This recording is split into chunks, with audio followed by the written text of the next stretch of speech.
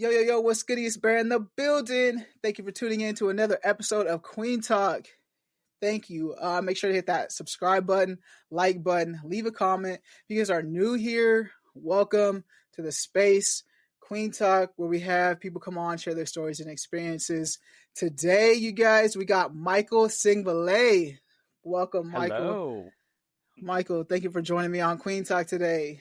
How you doing? Pretty good. I'm doing good. Good, good. You want to give the audience a little bit about yourself? Yeah, so my name is Michael Sengvilay. I am a he, him. Those are my pronouns. Born and raised in Wichita, Kansas. And ethnicity-wise, I'm Asian American. Okay, awesome. And how old are you, Michael, if you don't mind me asking? I am the 33 years Oh, old. oh my gosh, I turned I 33 know. in February 2nd. That's Woo! awesome. Dirty 30s Yes. crew. Yeah, Yeah. yeah. How does it feel to be in your 30s? Like, Honestly, it feels better than my 20s. So yeah, I feel like everything's better with age. yeah, I feel like I agree with that. I feel like when I hit my 30s, I became grown, if that makes sense. Like I learned a lot in my 20s of like, okay, I did a lot in my 20s of like, okay, now I'm in my 30s. I feel like I've matured a little bit better. I feel like 30s, like 33, I don't know. I just feel like 33, I've said like that's going to be a good year for me too. Just like I've set myself up for it to be good, you know? I definitely think that I'm more at peace. I'm not as violent, angry, upset. It just rolls off my back. It's like, Yes. it's a piece, it's a water droplet, rolls right off. Yeah. And yeah, like I said, I just feel like a little bit more mature. How's Wichita treated you in your life? You say you've been here born and raised in Wichita. Yes, yes. How's that Honestly, treated you? Wichita, since I grew up, mainly in the Asian community as a child, um, it's almost like a melting pot, but if you're not in the public school system, which I was, thankfully, my parents really couldn't afford private school or anything like that, or any of the religious schools. You kind of stick to your own group and you learn in middle school, high school about other cultures and other walks of life. Where I lived, we really didn't see homeless people, but I noticed anytime I went shopping on the east side or west side, at the Town East Mall, Town West Mall, I really got the grasp of like there are homeless people around. And now looking back as a 33-year-old, looking back and going to those neighborhoods where I grew up, which is Plainview. I don't know if you know anything about Plainview. Yeah, Yeah. Uh, it's changed. yeah, Everything's changed. And now I see poverty everywhere. It's not like when I was a kid, I didn't think we were impoverished, but looking back, you see the we neighborhood. struggled. Yeah, we Yeah, struggled. There was a lot of challenges, and my parents were very prideful. They refused help. So I could mhm. have used a lot of that public health and community awareness type of stuff, but my parents didn't believe in that. Yeah, so let's talk about your upbringing. You said you guys you're pretty close knit. What was that what was it like for you being raised in Wichita, being Asian American? Yeah, so being the oldest of, let's see how many of us, because I do have a lot of half siblings. Being the oldest of six, Okay. and the male and a boy. I was a boy. So my dad really prided himself on me being the best, the most macho kid in the world, and my mom really prided herself on me bringing home a wife or a girlfriend or whatever. Well, I did that a couple of times. Okay, But so it you wasn't, did do yeah, it wasn't until like seventh grade that I figured out, like, dude, I am not into the female population as much as I am the male population. And so being Asian, it was like, no, you don't do that. You're the oldest boy. So I always had this like struggle of being too manly where I cut the grass. I made sure, you know, to help out my stepdad. I also came from like a split household. So my parents were divorced. But there was always like this macho mentality. And in the Asian culture, you really don't talk about sexuality. So I did Mm. it kind of on the DL. I had guy friends or boyfriends on the DL. And that all started seventh grade. Wow. Yeah. So you said it's seventh grade. Like, what was the moment you're like, okay, I'm not like, and you're like, okay, with yourself of being like, I'm gonna explore this option. Like, what was that moment for you? So my parents are really strict. My mom and my stepdad, they're really strict. I live with my mom full time, my dad part time. So full time with my mom, she did not allow me to go sleep at people's house. So any of my guy friends from school, girlfriends from school, I wasn't allowed to sleep at their house, and they were not allowed to sleep at our house.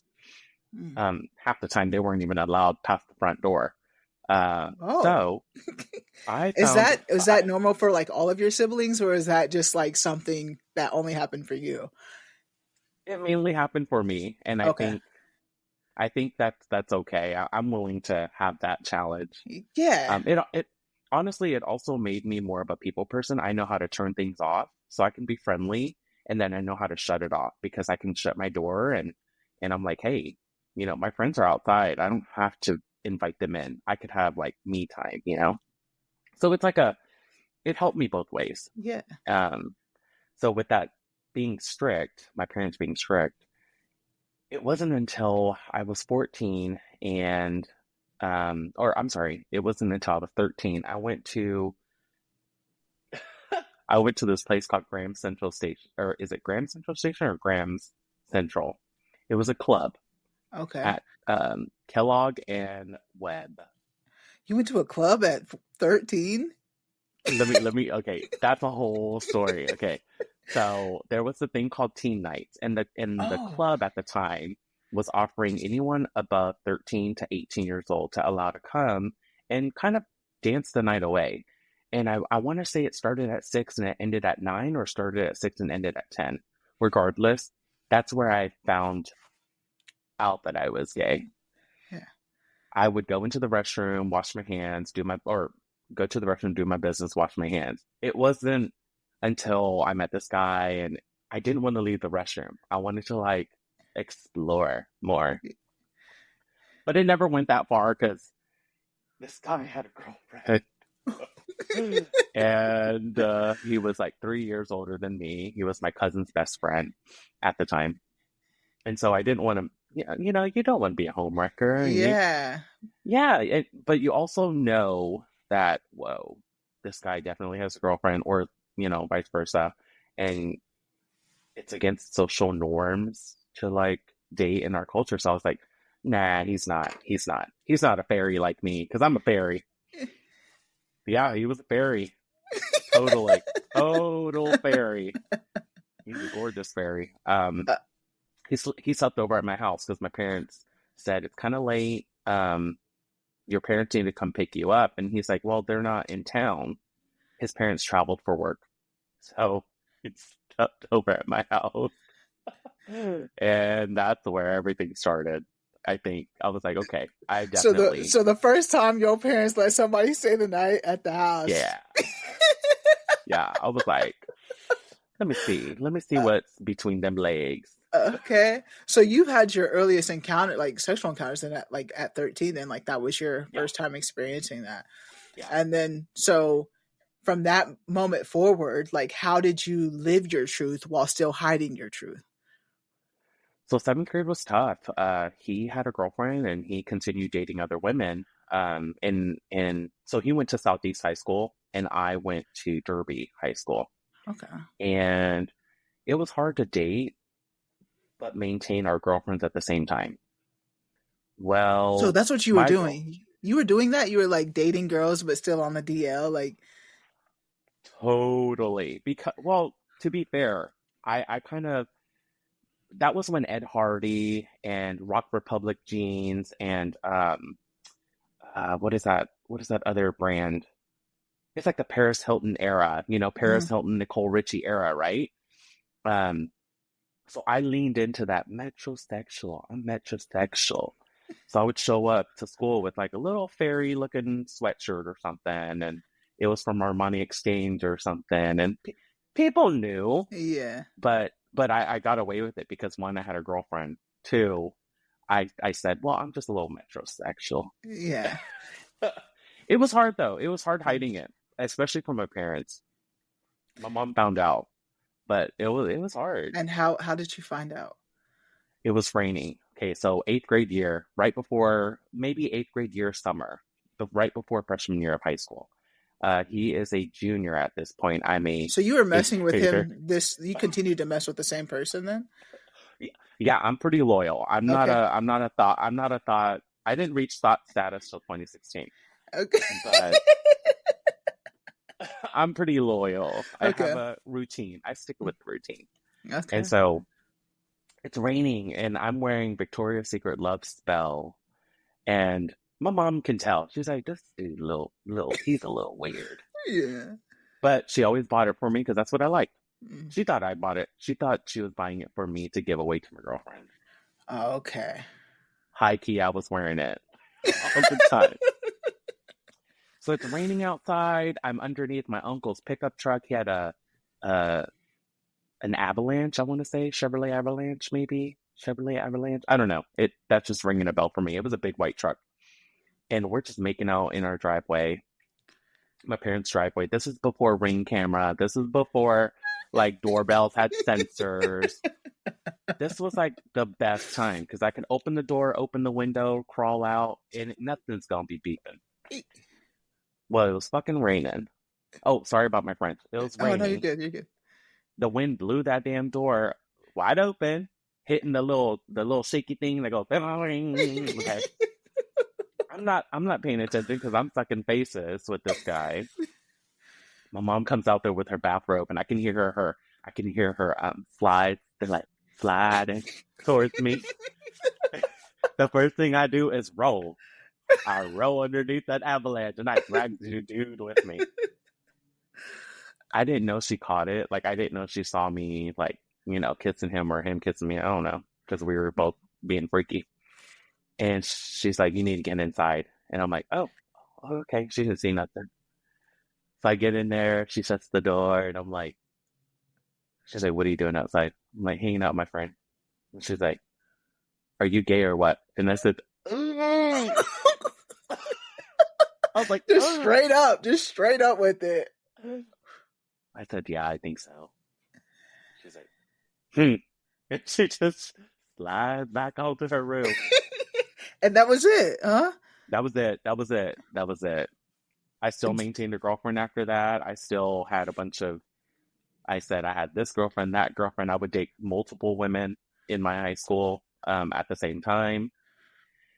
It wasn't until my group of friends found out the girl I was dating was being babysat by the guy I was talking to. He was babysitting her. Oh my gosh. Not Next thing, babysitting her. next thing you, next thing this is when like AIM was a thing and everybody had Yeah. their bio in their AIM profile. She cut me out of it. She put like, Did he say something or? I think she put two and two together because she's like, "How do you know him? And how come he always like talks about some dude that always wears love spell and I wear love spell?" So one thing led to another. She grabbed all of our letters and like our notes to get to each other, like our love notes. And she threw them out in the courtyard and everybody was reading them. And they're like, "Dude, you're so corny." And I'm like, I am corny because I'm trying to hide it. Like, I ain't into her like that. I like her, but I'm Yeah. into her babysitter. That's how wait, you said you were an 8th grader and he was a junior? Yeah. Is that the okay. Yeah, Okay. so he was a senior and I was a freshman when we kind of ended things because I was still like naive. Like the whole intercourse thing didn't even cross my mind. Mhm. Like to Yeah. me, touching like our elbows touching was enough, or like a little peck here, peck there. Like that was enough. That I didn't need all that like Yeah. excess, that adults need. Yeah. Now, mind you, when you break up with somebody like that, or actually in this case, he broke up with me because I wouldn't take it further. When that happens, things get messy. And so Yeah. he he was kind of like my first boyfriend, but he was also like the worst. Hmm. Like he told everybody bad things, and I was just like, dude, why would you do that? Like, Yeah. Yeah. And that's interesting. Like, your first experience was just like with someone a lot older. So, like, he probably had more experiences with a lot of yeah, things than you did. So, yeah, you're new to this, the different dynamic. And I just like this, this could be happening right now with someone on the DL and just like yeah. with someone and the, at your age, you're in seventh and eighth grade. That girl's gonna get over it, right? She probably still thinks about that, like how she was with someone on the DL, but that's in seventh and eighth grade. Now we have adults doing that. Like we're grown, we're married. What advice like would you give someone since you've been in that situation on maybe dealing with that and like living their truth so that doesn't happen to them as well? Well, Or how would first, you have, no, let me just ask this, let me ask it differently, let me ask it differently. How would you have changed your behavior now, like thinking back on that, like how would you have done things differently? to be honest, like hurting people. I hurt that girl, and I hurt her friends. Like her friends were rooting for me too. And low key, I think I was such a good boyfriend, like with gifts and notes, and I was constantly giving her money for snacks, things like that, like Mm-hmm. boys do, or the significant other does. And I think it kind of ruined the relationship with that girl group. I was super close with. Now, hurting people, back to hurting people. It's not that she was upset that I was gay. She was upset that I was stringing her along to be my facade, right? So she even threatened. She told another guy that went to his high school, my boyfriend at the time's high school, her babysitter's high school, to beat him up and come to my house and beat me up. Well, nobody knew that I had like a bunch of guy cousins that are like pretty edgy and a little scary. And I was like, hey, if you want, these threats, I understand. Like you're upset and you want to come beat me up, but don't beat him up. He didn't have nothing to do with it. I mean, he was trying to. He didn't hurt you. I was the one that hurt you. So if you're going to Yeah. beat somebody up, beat me up. So I told my cousins, and my cousins, I guess, handled the situation pretty well. I was never beat up. I was never jumped. I was never stabbed. Nothing like that. But you were all, that was all that was threatened with though, like, right, like Yeah. that Oh was yeah. all. Oh, definitely. And the guy that was threatening to hurt me and hurt my boyfriend at the time, his brother was my best friend. Oh damn. Yeah, and so Yeah. he found out I was a little fairy, which he kind of gave me fairy vibes too, but we ain't gonna go there Yeah. because that friendship ended real quick after everybody found out I was dating her babysitter. But yeah, ultimately hurting people was kind of like the hardest thing because we actually had a really cool thing. Like Hmm. when you're young, you don't really understand that your actions, everything you do, whether it's good or bad, your actions definitely have a consequence for the future. So that's like a whole niche of people that I could have touched base with in high school and post high school. They're all still kicking it together. Every single one of them are still kicking it together. I'm kind of like doing my own thing. Like I Yeah. don't I'll say hi here and there, and it's like, oh my gosh, remember this, remember that, and I'm like, yeah, I do, and I'm like, man, I wish it could have went further. I had to find a whole different social group in middle school, high school, Yeah. completely new, and that was interesting because I learned a lot too with my new Yeah. group. And did you go to Derby throughout all high school? Like that's the high school that you went to all 4 years. Mhm. Yeah. How was that like? Like it, I like looking at it now. It doesn't seem like there's too many people of color that go to Derby High. So like, what was that like back when you were in high school? Same or? So it was really unique because they pulled from Oakland area, and there was a lot of Asians, Hispanics, and a little bit of African American black people there too. But there was a lot more black African American from McCona Air Force Base as well, military kids. Mm, So you had like these two different social, sometimes social economic status in the building. it was really cool. I liked it. Now, man, I learned how to fight because people taught me how to fight. Yeah. Especially my black girlfriends. Like, man, I love them. Even till this day, like I wish we would have maintained that connection, but we all parted ways. And you know, when you grow up and you don't talk to each other, it's kind of weird. Like, what else do you have similar, right? Yeah. But they taught me how to fight. Like, they would be like, "Hey, cover that hallway while I whoop this girl's ass." I'm like, "What? Like what? Cover what?" Yeah. So during all of this, when your mom found out, did you guys ever have like another conversation? And you said you lived part time with your dad. What was that conversation like? Did you have a conversation or just left unsaid? With my mom, I didn't. The conversation never came out until after senior year. So after I graduated, and then I started cosmetology school. I graduated cosmetology school, and then that's when the conversation happened. Because mind you, I'm pretty loyal. I don't like to date around or anything. And so all that time, I'm focusing on stacking my money and making sure my parents are not embarrassed within their communities because of my actions. So I chose to kind of suppress it. Now I would Mm, eye people. I would stare them up and down like, damn, you know, at the local gyms, the YMCA. Now when I went to my dad's house every other weekend or once a weekend a month, you know, type of thing, he never gave me time to tell him. And I kind of learned and figured out really, really early on in our relationship together that I'm just kind of his kid, but there's nothing else he wants to do with his kid.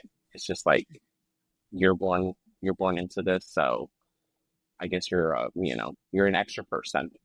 mm, But his wife, his stepkids, his in-laws, like I adored all of them. I think I had more of a personality. They really accepted the rainbow side of me, but we okay. never discussed it. We never discussed that. He's very macho guy. He's got to have the best things, you know. All of his friends have the worst things. He's never second best. He's always first place in everything. So I kind of feel like he could care less because that had Mm, nothing to do with him, but okay. never came out to him.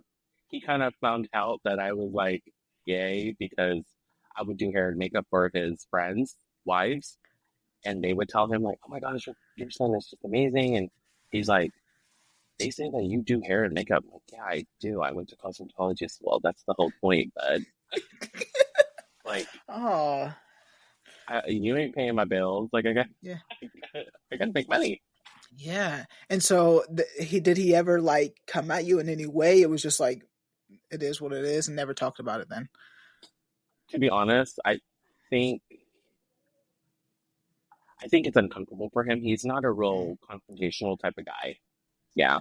yeah. Even when like I would do something bad at his house or something, you know, like accidentally leave the doors unlocked and forget to lock the doors, or I would skip out on dinner and go hang out with my friends down the street, you know.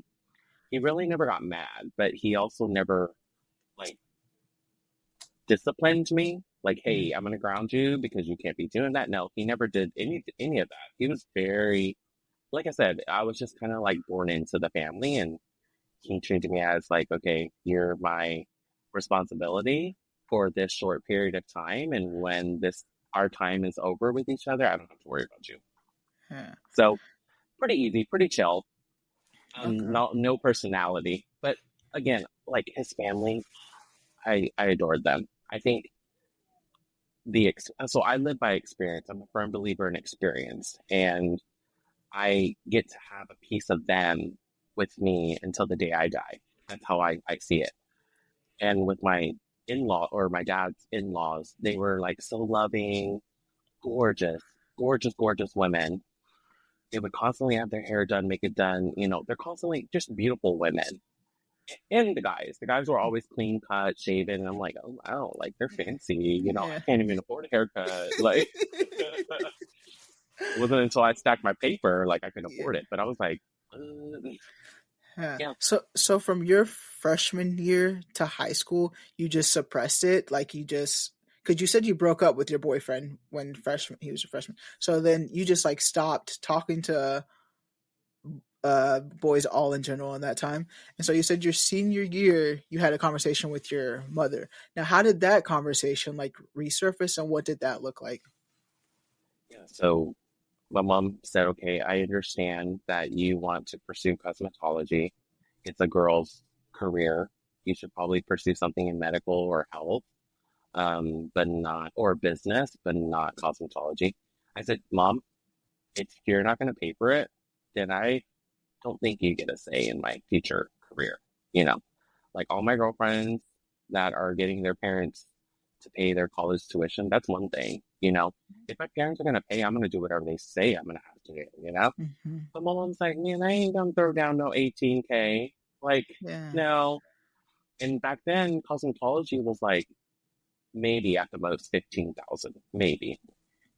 Right now, it's like 23 and above. It's ridiculous. Damn. And that's 1 year. That's 1 year. Damn. Yeah, it's a whole thing. But I'm glad I went through that process. So my I would say my mom had a big influence after I got through the first 3 months of cosmetology school.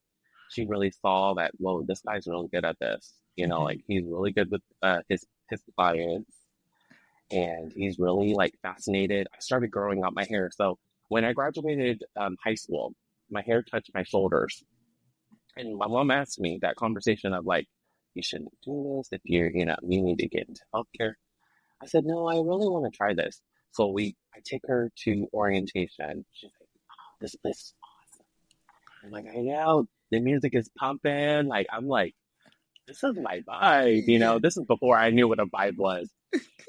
And so I always said, this is my jam. This is my jam. And so my mom's like, okay, you can get through the first 3 months. Like, we'll see, because you ain't shit, right? That's how my mom is. She's real hard. She's so hard. Not like honey. No, not my Yeah. mom. My mom calls me the B word, F word, D word, everything. She don't care. She don't care.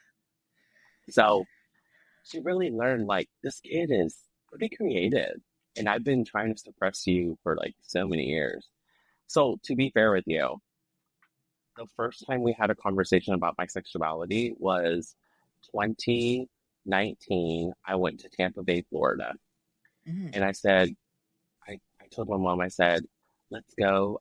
It was 2019 or 2020. Now I'm tripping. I think it was 2020 during COVID. So I said, let's go and let's kind of spend some time together because we never really get to spend time together. And I got to talk to her about my sexuality. I got to talk to her why I did what I did. And I kind of came out to her again as an adult. And it's not that she didn't understand or there was a miscommunication. She just kind of suppressed it. She was like, Mm-hmm. this can't be happening. Like, not my family, not my Yeah. family. In our family, my mom is currently dating, married, partnered, whatever you want to call it, 27 years with my stepdad, and he's from El Salvador. He's like, Hispanic. My mom's Asian. My dad's Asian. Asian people look down on that, especially the community of Asian culture here in Wichita. They look down on it. And so my Look mom down felt on. Look down on on what? interracial, Okay. interracial. And I wouldn't say everybody does because it's 2025, like get a grip. But older generations, they really look down on that. And my mom's not a spring chicken. She's 50, and she's like, oh my gosh, my son's gay, my daughter's this, other son's this, my future husband's this. Like, what else are they going to use against me, right? So I told her, I want to say I went to Florida with her in 2021, not 2020. And I told her, I said, Mom, at the end of the day, you got to live life for yourself, right? I don't ever want you to think that any of my actions or the way I live my life should or would affect you. You have to Mm-hmm. remember that. Like, I don't do things to upset or hurt you. If I do it, it's because it's for me. It's my choice, and I suffer the consequence. You should never Mm-hmm. have to answer for my choices. Okay. So she's like, no, Asian culture. And but you're not the culture. You're not the community. You are one person. Mm-hmm. Let them be whatever fictitious community they want to be. At the end of the day, you pay your bills, I pay my bills. Hopefully, they pay their bills. Hopefully. So, so when bad things happen to people, don't necessarily take it the wrong way. Don't necessarily take it as that family's doing bad because of their children's choices and mistakes. That's not fair. That family's doing bad because of the decisions they made. Those kids are doing bad because of the decisions and choices they made. Don't blame the whole family. Yeah. That's ridiculous. Yeah. Yeah.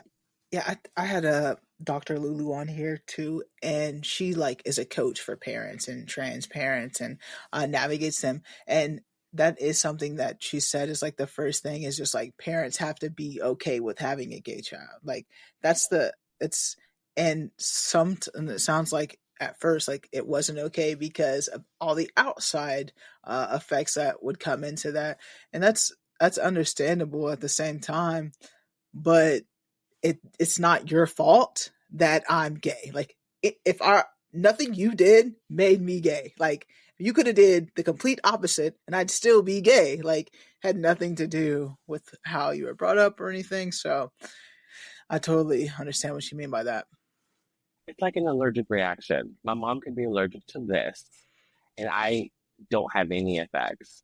My mom's super sensitive to skincare, like so sensitive to skincare. And I'm like deeping up my face and neck with everything under the sun, and I have no reaction. And I'm like, think of it like that. Your body is built differently. My body is built differently. I'm like instantly a magnet towards these gorgeous, gorgeous men head to toe. You're not attracted Yeah. to that. You want more of a blue collar, like willing to get his hands dirty. Ew, no, not for me. Yeah. But that's Yeah. you. That's your magnet. That's not my Right. magnet. But it was really interesting as a grown up to kind of have that conversation because she was more open minded, Hmm. but still holding her thoughts and processing it with the basis that people are going to judge her. At the end of the day, when you die, those people are not going to be there to judge you. They'll Yeah. judge you when you're underneath the ground, but they're not gonna be there at your dying bed. Like Yeah. you should have did this better. You should have did that better. You think they're gonna do that? No, they're gonna be like, I'm so sorry. I'm so sad for you. Girl, get out my face. You were the one Yeah. running in your mouth. Yeah, and I think it's also the fact that you told her in seventh grade, like, yes, I am. I think I am, and then years later, yes, I still am. Like this is who I am, and I love the fact that you had the conversation of because that takes a lot of courage to just be like, Yeah, okay, because the unknown, like, okay, this is who I am, but you haven't said anything, so it's like, okay, we can live this way. But when you actually have that conversation to really, do you really appreciate who I am? Like, do you value who I am as a whole person or just this part of me?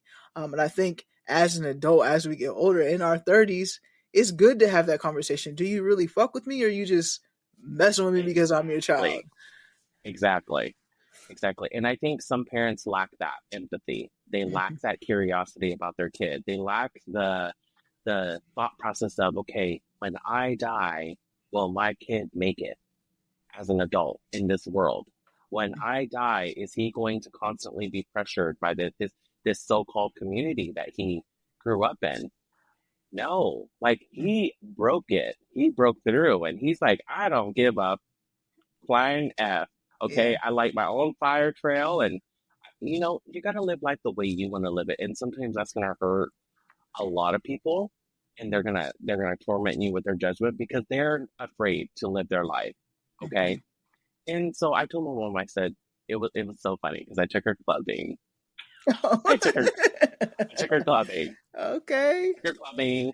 We're on a rooftop. We're at a rooftop bar club in downtown St. Petersburg.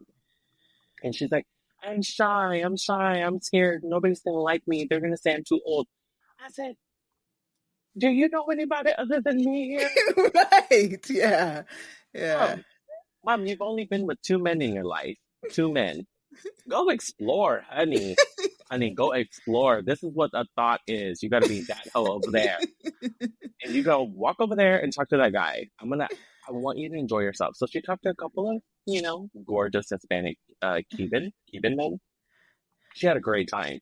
Now, Uh, I'm sure her like liquid courage helped her, yeah.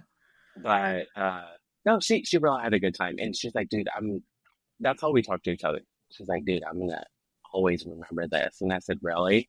I said, did you ever have like a girl like getaway? And she's like, no. I'm like, oh gosh, you should come with us to our girls getaway. Yeah.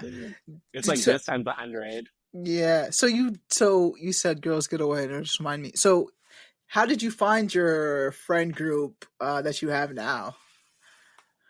So I'm not gonna lie. I go through friends. And I'm the type of person that if they do something that I'm not like that doesn't align with me, I slowly taper off. And then that slowly tapers off lasts only a year, and then I pretty much like go Oh, you be silent. cutting people off left and right. I could. Yeah, yeah. And I'm really good at that. That's like I would say that's my biggest quality. I know it's a terrible thing to say, but I'm okay with you leaving that piece of me, that experience with me, and I'm okay with closing the connection. Like, I'm okay with it. No harm, no foul. It's just you live your life a different way. I live my life a different way. I care about you, but if it's not reciprocated, I'm like, okay, I'm good. I'm Yeah. so good. I'm. I guess I'm. I find people and they become family, and then it's like we're family now. Like that's how I find and I don't have a lot. Like I have like associates or whatnot, but I'm really trying to build that within just like the queer people of color world of my group of people. I have a couple friends here and there, but I'm trying to like get a group of like-minded individuals that are like growing and network together. Like that's what I'm like. We know a lot of white spaces that way, but I'm trying to like find it the opposite way. When it comes to friend groups for you, have you found a lot of queer people to like connect with here or no? To be honest, no, and it's partly my fault because once I find out that people label me or judge me for like my actions in the past, and like when people make up lies and say that you're this type of person, you're that type of person, you're like, wait, what? You don't even know me. Mm-hmm. Like, that's the last thing I want to do? So it's hard because when I was a young adult here in Wichita, like drugs were a thing. Mm-hmm. And that's just not me. It's not my vibe. I could care less and it's expensive. So I didn't fit in with the cool kids because I didn't drink all the time and I didn't do a lot of drugs.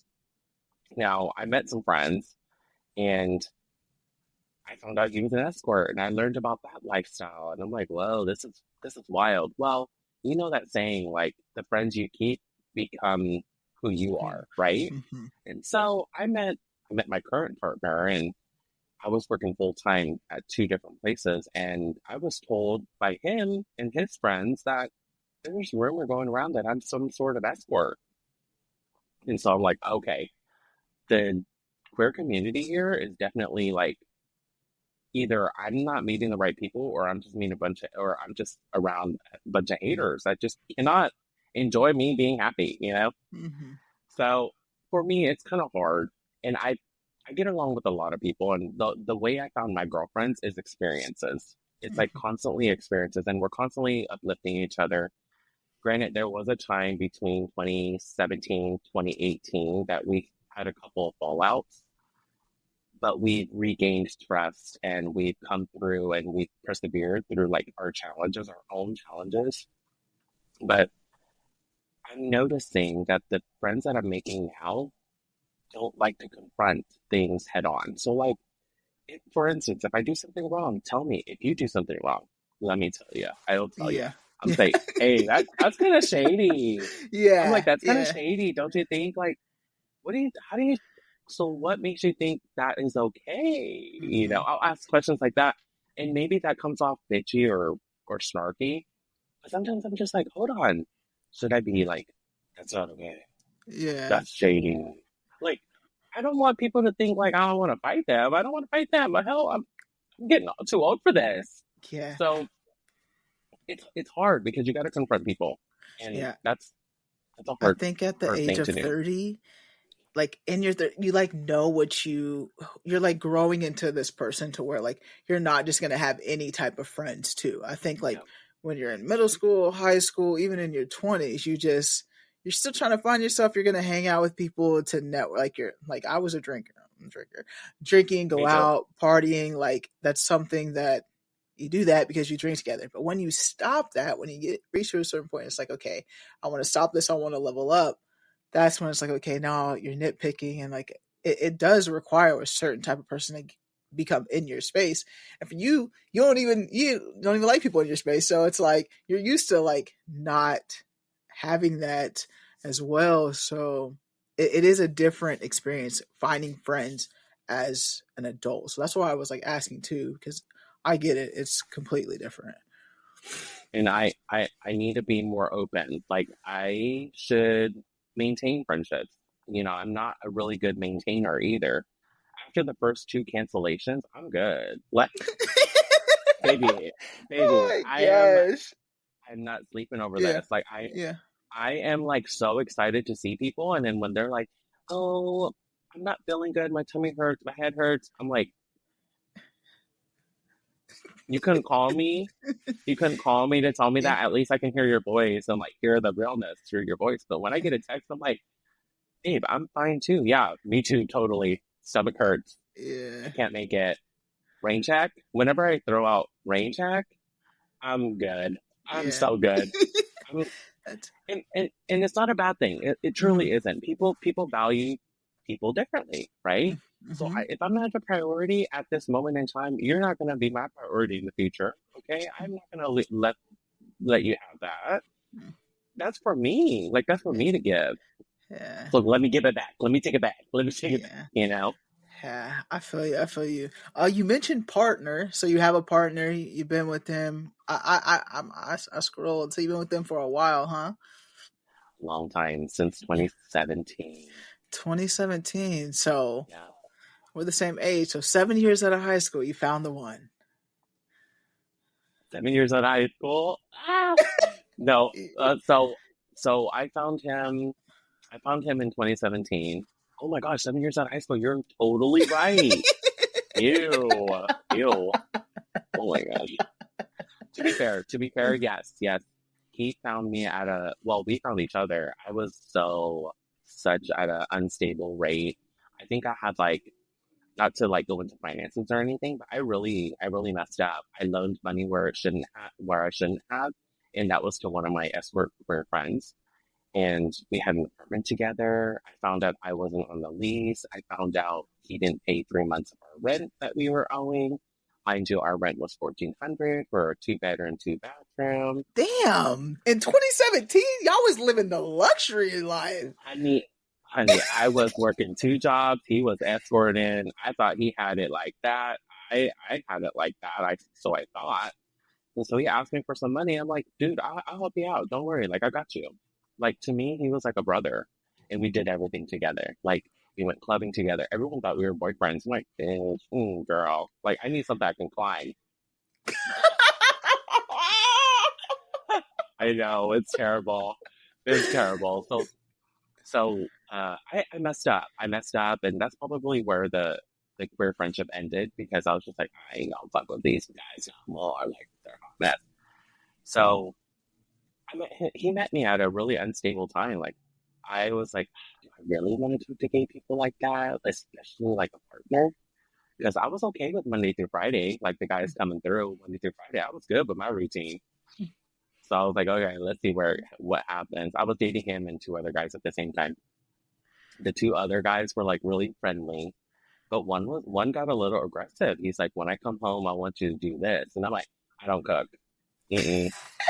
No, I might be Asian, but I do not cook. I mean, I can order. I can order. You give me what kind of budget we working with. I can order That's for you. funny. The other guy is super sweet. He was in Derby as well. I believe he's a drag queen. It just didn't go anywhere. Again, like rain check, I was like, okay, I'm good.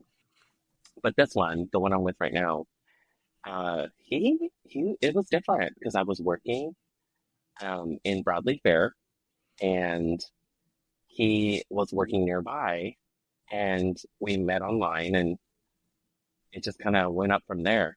He took me to Kansas City, I believe. He took me to Kansas City. Mind you, I had this whole financial like offset, right? Yeah. During that financial offset, I had to move. And when I moved, I drove, I think they were building Costco.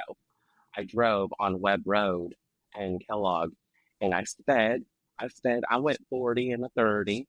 Okay. At the time, I was a 30 mile per hour area.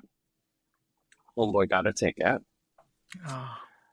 Met my boyfriend, and we were dating. And next thing you know, January turns into February. I told her, forget about the ticket.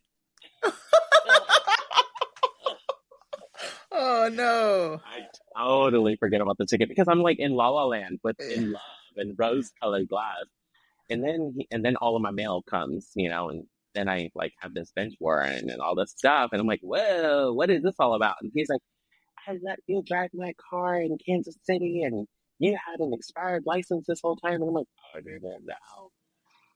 Thankfully, the month of March, we figured it all out. It was a simple mistake. I just forgot about it.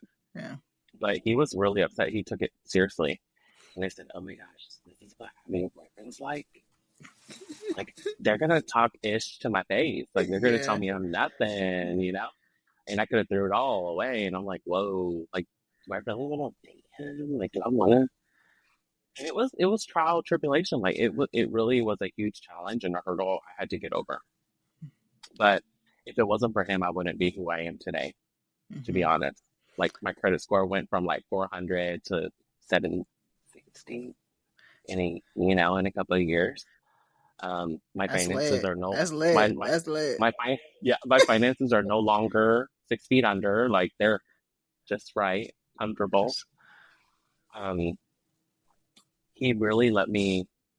Actually, he taught me like self-love. Like, you have to do what you do for work because you love it and you love the people around you.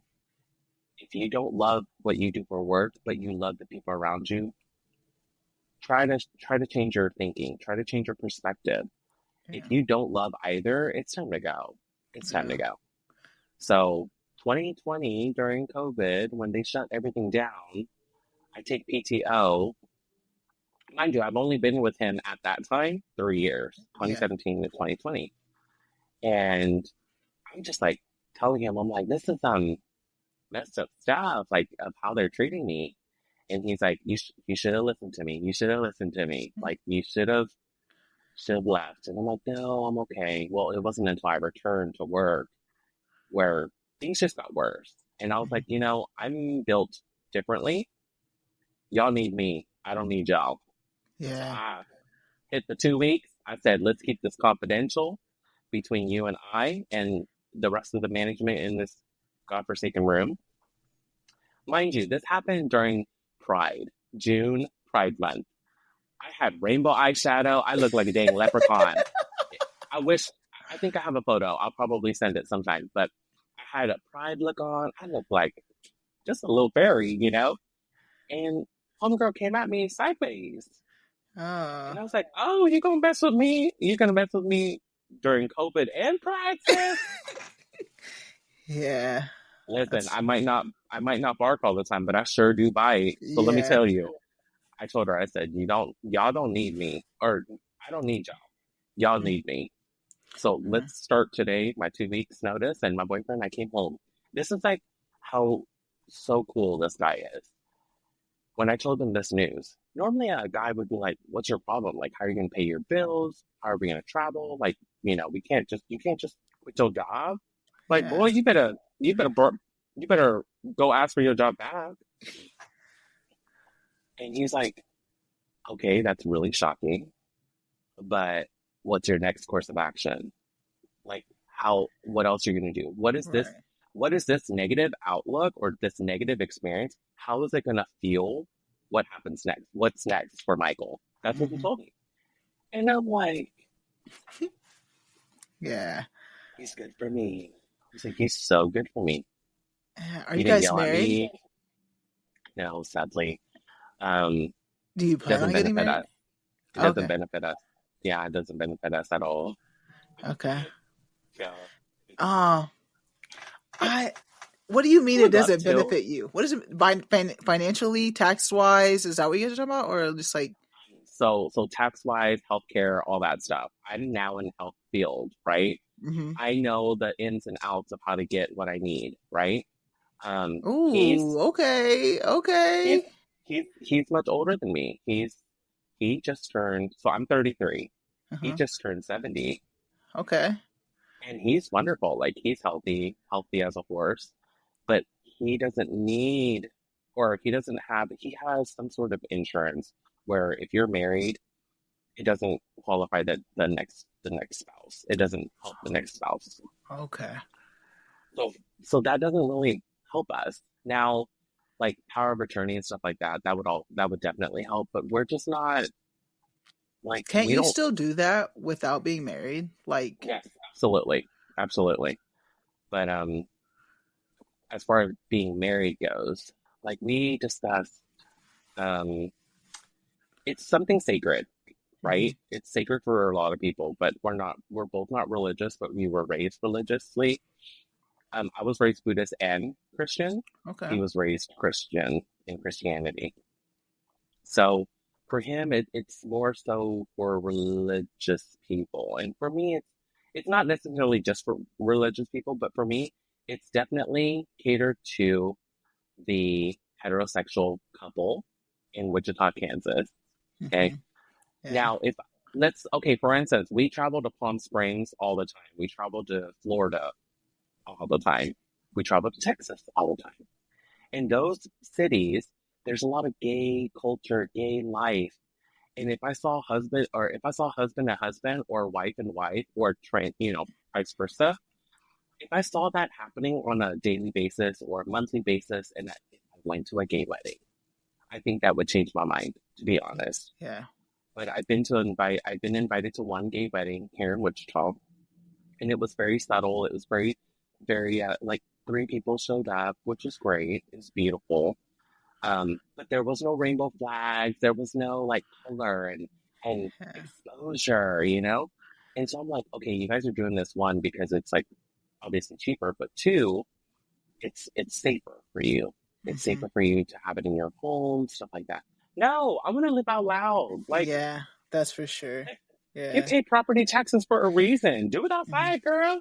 Go Yeah. outside. I But think it was early last year, it was like went viral here in Wichita about like a venue that denied a couple that was getting married, got damn near through the whole process, was about to get married like within months. And then they were like, hey, you can't have the wedding here. And the community came through for them. They really did to like get them another venue in time and change it up. But yeah, you're right. Here in Wichita, there's still a lot of work to be done, and it's not just all. It's everywhere. There's still a lot of work to be done, and we're fucking going backwards right now.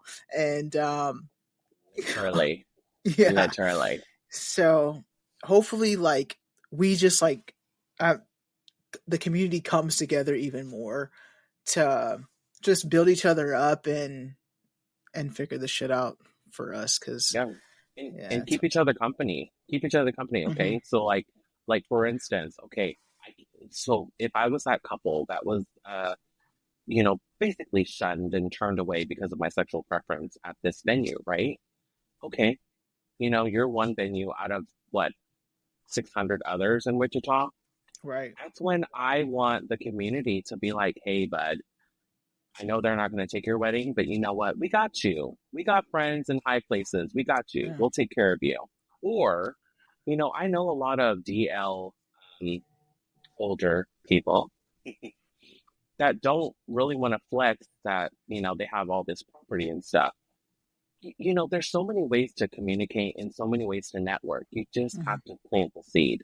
And Yeah. it makes me sad and it upsets me when people treat us that way, when people treat the queer community like we're a disease. Honey, Mm-hmm. if you're like so-called Bible and culture, Christianity culture is so loving and caring for thy neighbor. What's Yeah. up? Like Yeah. let me pull up. Like you're Yeah. scared I'm gonna throw germs on you or something, honey. What? Yeah. And what's really sad is I'm a makeup artist and hairdresser, okay? At heart, that's where I started. Now I'm a dental hygienist. Right. And I wanted At to talk heart, about that too. yeah, oh, okay, we can get there. At heart, I was a hair and makeup artist, and for the longest time, I would go into these gorgeous, just gorgeous churches, gorgeous religious facilities, and sometimes the bride would be a little different towards me. Mm. Sometimes they wouldn't know who I am. They're like, "Hey, I heard from you from so and so, and I love the way you did her look. Like, I want to hire you." And this is before I offered trials. Now I offer trials. But before I offered trials, I would show up on the venue 15, 20 minutes early, set up, and I'm kind of a diva. Like, I like to look a little glamorous, you know? I like to have a little sachet in my step. So sometimes I wear boots, sometimes I wear glittery shoes, you know? It's whatever fits my mood. Mhm. So sometimes they're like, "Oh, this guy is gay. He is Yeah. gay." But I can tell Mama, Ma, and Mama, Mimo, and Paw Paw are like Stop giving me it. side eye. I can see that. Yeah. I can see your auntie. I can see your auntie from Oregon staring me up and down. I can see aunties from Montana giving me that. Yeah. How long have you been doing this, honey? It has nothing to do with you. Did you hire me, girl? Because I can get Yeah. that twang too. You know, but at the end of the day, I love my brides. I love sometimes I do grooms too. I love my brides. And at the end of the day, my actions speak louder than words. You can talk down to me all you want. I'm still gonna be held high. Hey, Yeah. you didn't pay me, so you don't your opinion of me means nothing to me. If the bride's like, dude, I don't like my luck, I'll fix it. Girl, Yeah. I got you. You know what? I'll give you your money back because I don't need it. Yeah. I don't need it. I need the exposure. Okay? Yeah. I don't need it. Now, I own a business called FACE LLC. So I offer makeup appointments for bridal or special events. And now I offer trials. And those trials are more of I get to screen the Hmm. bride. I get to screen her. And if she doesn't align with my values, I can be like, hey, I want to reject and I don't want you to be upset that I want to withdraw from being your makeup artist. But I want to be able to say that because it's not Yeah. fair that they can say that to our community and we can't say it to them. Honey, Right. we all make money. We Yeah. all Good for you. money money and blood is the only thing every single human being on this earth can attain and have in common. Other than that, we different. We Yeah. different. Yeah. Good for you on like building it up to be able to deny clients. So Yeah, like, yeah, absolutely. Girl, that's what. I've dealt with some stuff. Yeah. Okay, So and let me tell you, yeah, you learn, you, you I live a lot. bet you have.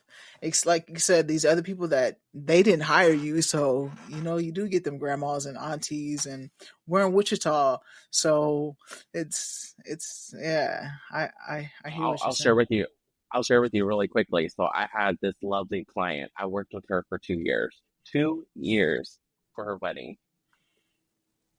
I would do her hair and makeup every other weekend. It was fun for me, and I loved her. I loved being around her. I loved her aura. I loved her skin. Um, Half the time I would tell my boyfriend, I'm like, dang, if I was straight, I would definitely propose to her. She's beautiful. So 2 years in, right? We started in 2019 and we ended in 2021. Yeah. I have family visiting from Illinois and she's like, hey, last minute, hey, can you come to the Ambassador Hotel to do my hair and makeup? I'm like, yeah, sure. And she's like, well, can you hurry? Because like my in-laws are coming. I'm like, girl, you never came at me sideways like that. Like, what's wrong? Are you okay? Do you not want me to be seen or something? She's like, they don't know that you're a guy doing my hair and makeup. And I'm like, okay. Um, it's 2021. Like, Yeah, I don't got time for this, huh? Like, you want to reschedule? Like, I'll be glad to pay for another hotel for you. Like, the next time. No big deal. She's like, no, I need you to come here and get it done in like 45 minutes. I want you to dip because we're taking photos in the room and in the facility. And I'm like, okay, no big deal. I'll be there. So I'm driving. I'm on my way there. Next thing you know, she's like, hey, plans changed. Can I come to your house? Girl, I done set up for you at my house, and then I gotta take it all down, pack it away to go take it to the hotel, and now I gotta go back home and set up, and my guests are already here from Illinois, my family. No, Yeah. absolutely not. And so next thing you know, she's like, well, since I couldn't get my makeup done today, can you just give it to me for free on the wedding? But you cannot leave the room. And I said, what do you mean I can't leave the room? You invited me to the wedding. Like, I'm going to be following you with the makeup brush and hairspray to make sure everything's perfect. Mind you, she's a perfectionist because she's gorgeous. She's like, no, my in-laws don't know that you're a guy. Girl, what is up with this? Like, hold up. You've been Yeah. working with me for 2 years, paying me for 2 years. And this is what you come through with? Like, at the end of it? My family from Illinois was here, and I said, what should I do? And two of them are execs from, or one of them was an exec for Discovery, and the other one, Discover Credit Card, and the other one works for this huge pharmaceuticals. They said, Michael, that's so unprofessional. Decline her right now. Like, Yeah. do you have the heart to do it? And I said, you know what? I'm going to do it. I literally did. Yeah, because I she's said, girl, ashamed of you. She's like, I said, but girl, this is not for me. And I think you need to find somebody else that suits your in-laws' taste and mannerisms. And thank you. Thank you for the last 2 years. Like, I muchly appreciated it. yeah. Mind you, she didn't even live here. She lived in Oklahoma. Dang. Homegirl would drive here, get her hair and makeup done, and then go see her in-laws out east in Andover. Why? Damn. That's Anyway, that's so wild. Like, you just gotta stick up for yourself. yeah, and you don't want to like that's not an ally. Like if you're watching this, someone that is like that, you're not an ally. If you cannot own me in all spaces, no, you're not an ally. That's not how you treat someone that you call a friend, you're doing business with, a part of the community. That's not how we do things. That is very unprofessional. And yeah, Very, very. But it was also more of the like, dang, all yeah. this time I thought we were cool. Like Hmm. all this time. Oh well, you live and learn. Yeah, So that's where definitely. I am Definitely today. alerting. Yeah. Now you got trial and error. I just had this conversation just today. Like with Kueen Talk, my first question is like if I'm working with you, how do you feel about like the queer community and stuff like that? So I have to ask the question. We ain't gonna be able to work together if you don't align with like what I'm doing. Like this is a brand that I'm building. So if you don't mess with this brand, then it just won't work out. So yeah, Yeah, we on a different. gladly, peacefully, respectfully. Bye bye. Good for you. Yeah. And when did you get into like the hygiene world? You were in like the cosmetology stuff. You graduated. You still do that. You got the FACE LLC, but then you also transitioned to become a dental hygienist. So where did that take place? When did that take place? So it was always told in my family that, you're nothing until you graduate from college, like 4-year college. So I went to WC Tech after I left my cosmetic career in Bradley Fair. I left them in July, and then I was just kind of trying to figure out myself. So I went to go interview at WC Tech, and I met with like a wonderful person, and she's like, "You're kind of old," and I'm like, "Dang."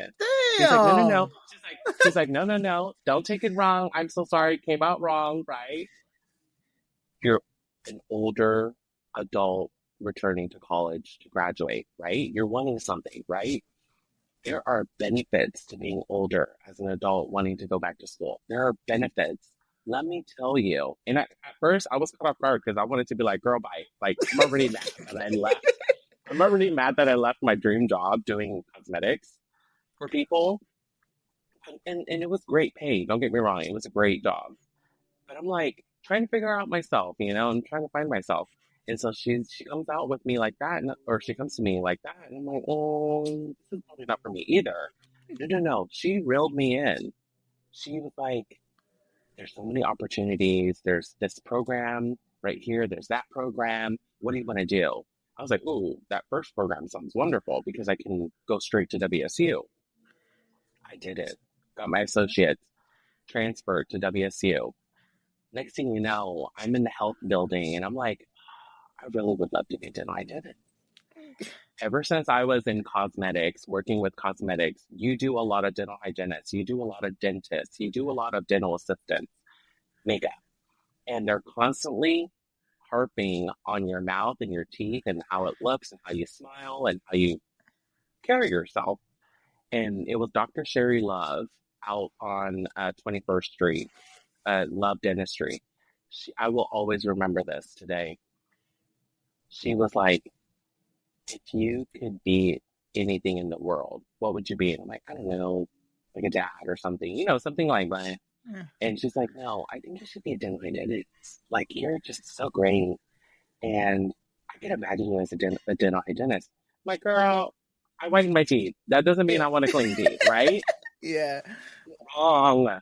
When you're in the field and you meet people and you shadow hours in a clinic, you really get to you gain another perspective, and that little seed that is planted by Dr. Sherry Love kind of sprouted. And I honestly kept going to it. I'm like, well, what does the dental hygiene program look like? How aggressive is it? Is it even attainable? Like, these beautiful, young, youthful women are taking this program and they're graduating with beautiful careers. Am I even going to fit in that niche of what, of people? And I applied. God, application process is horrendous, but I applied, and out of 150 people, 36 people were selected. 150. I was the only male that was selected for my graduating class. Wow. So I was like, this is meant to be. This is meant to be. And I'm a firm believer in, like, follow your heart and it will guide you. What's meant for you will come to you. I'm not a firm believer in that. I did the hygiene program. I graduated. I had all these opportunities, but I put them on hold because I wanted to live life a little bit with me and my partner. He's not getting any younger. I'm getting much older, but he's not getting any younger. So we traveled the world a little bit from May of 2024 to December of 2024. It was a constant jet set. My luggage was constantly in my living room getting repacked for the next trip. That's lit. That's lit. And I look at it like, okay, now 2025 is when I really, really hone in on my dental hygiene profession, still continue my FACE LLC, and see where it goes. Yeah. So you're actively looking for a position in the dental hygienist world, like right now? I actually just accepted 2 days ago. Hey! Congratulations. Just accepted a position. Yes, I just accepted it. That's And I'm lit. so excited. In dental hygiene, we're not allowed to say who we work for and stuff like that. But what I can say Oh, I didn't is, know that. yeah, legally, I'm not allowed to say I work for this company. But what I can say is there's a local community public health clinic called Grace Med. I highly recommend it for everyone. I was seen there, and I'm going to be continuing to be seen there by the physicians and the just the health practitioners that work for Grace Med. Honestly, they've been just life changing and eye opening. A lot of people need healthcare, and they forget that there's options out here. Mm-hmm. So, yeah, I would Yeah. highly recommend them. That's lit. Congratulations again. Thank you. You should feel comfortable whenever you walk into a room, especially healthcare. Whenever you walk into a room, it should feel like home. Yeah. And when it don't feel like home, that's not you. That's Right. the practitioner. That's the physician. It's the worker that makes it feel like you're beneath it or whatever. Yeah. Oral health is linked to so many things, and so many issues involve oral health: diabetes, alcoholism, tobacco, smoking. At the end of the day, health should not be taken lightly. Hmm. healthcare should not be taken lightly. If you are in pain, to anyone watching this, if you are in pain, take it seriously and let someone know. Let me know. You can contact me anytime. I'm on Facebook, my first and last name. TikTok is going to be deleted soon, sadly. I'm on there until they get rid of us. I'm on Instagram, but feel free to reach out to me. Here at Kueen Talk, we got to plug ourselves, right? You do the FACE LLC, you have that operation, and one thing that personally for me I look for is when I'm looking for someone, I try to find the queer person of color or the queer person just to feel safe, knowing, especially if you're doing my hair and makeup. So what is that plug? Like if someone wanted to reach out, get their face or makeup done by you, how do they do that? So I am licensed with Wichita and the state of Kansas for services. My email is facellc.artistry@gmail.com. And you can find my Facebook handle at Face LLC. Awesome. I'm more than open to communicating, chatting, even if you don't want to book an appointment. I would love to know like what our community is looking for as far as a makeup artist, because I want to grow as an artist as well as a dental hygienist. But for this circumstance, definitely want to learn what you guys are into and how you guys want to look. So let me know. Yeah. Hit me Yeah, up. I'll be hitting you whenever I get some makeup done. I don't actually wear makeup, to be honest. There's a few times that I've worn makeup, back in the day, like for prom and senior prom, all that stuff, when I didn't want to wear that dress. But I haven't actually put on makeup since high school. So, Makeup's for everyone. oh, you know That's the what? only one. That's the only thing that works on everyone is a little bit of Yes. makeup. Yeah, Yeah, maybe I'll let you do like a makeover on me or something. That'd I be would love dope. that. That'd And be we could dope. talk. Yeah, Yeah. And just yeah, just go with it. Yeah, yeah, I'm definitely, game. definitely. Yeah. Thank you so much, Michael. I will definitely have that information for you guys below to check that out, his email and how to contact that if you were into that. Thanks, Michael. Thank All right. you. Love that. Um, I appreciate you, Michael. This has been a great conversation. You've done so Yeah. much. Like your story is amazing. I think if you're watching this and you're wanting to pursue your dreams, just do it. Like it doesn't matter the age or what it is. Like you're just not getting started at 33, about to start a whole new career. And that is awesome. Mhm. Like you took the step forward, you're doing that. The courage you had to like tell your mom and like be who you are, like you're growing into this person, like you're okay, like you're finally being able to see yourself and just be comfortable with yourself fully. So I just appreciate you coming on here, telling your story and experiences. It's been really well. It's been Thank great. you for having me. Thank you for Yeah. having me. And you know what? At the end of the day, where I met you, I'm so glad we met. I'm again a firm believer in like what's meant for you comes to you, right? Yeah. You were meant to tell me, hey, wait up. And I'm like, Yeah. what? Yeah. I was running out there. I was like, wait, I gotta catch his ass. He ain't I about to get out of know. here. That's hey, I'd be on it. And it's so like we were you can see like it's easy to spot us in the room. And that's why I wanted to create this podcast for your question earlier, is because this is for the representation. I grew up in El Dorado.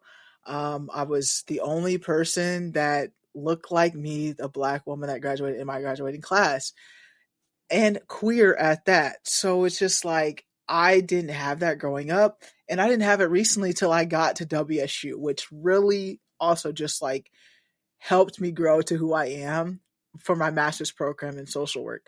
We had the highest diversity in class, like in the history of social work at Wichita State.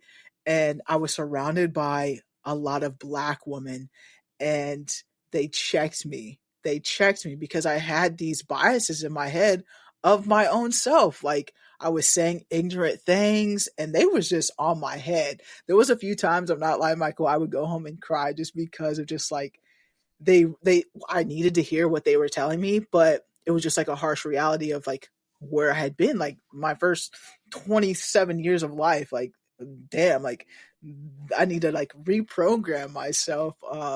And so that's why this was created, is just to reach out to people and get stories like yours, and because it's not seen a lot, especially where we are from. So I thought it was important that we get these stories and experiences out there to show, hey, we're out here, we can connect with each other, and I'm trying to build a community, that that's the reason for this podcast. So And I love that. And this podcast is great because it even if there's a community out there, we want to tap in.